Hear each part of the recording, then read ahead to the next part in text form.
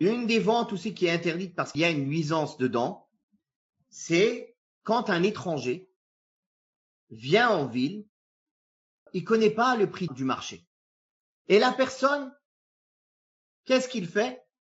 Il va à sa rencontre à la sortie de la ville, avant qu'il arrive au marché, avant qu'il apprenne le prix du marché, pour le tromper, pour lui vendre beaucoup plus cher, pour lui vendre un produit qui n'est pas le meilleur produit. Quand il va venir au marché, il va trouver beaucoup mieux que cela.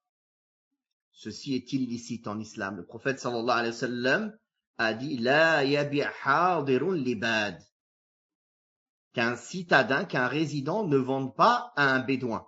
C'est-à-dire, le bédouin, il vient de sa campagne, il ne connaît pas ce qui se passe en ville, les ventes. Et lui, il vient, il l'attrape aux portes de la ville, il lui dit, tiens. Le prophète sallallahu alayhi wa sallam a dit, La talaqqu rukban, wa la yabi' hadirun libad. La talaqqu rukban. N'allez pas rencontrer les montures, les gens qui viennent en monture, les voyageurs qui viennent. N'allez pas à leur rencontre. Laissez-les venir au marché. Laissez-les venir au marché. Pour qu'ils se rendent compte eux-mêmes des marchandises présentes, qu'ils se rendent compte eux-mêmes du prix des choses réelles et qu'ils puissent choisir ce qui est dans leur intérêt.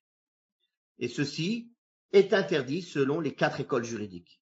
Il y a beaucoup de sagesse en cela.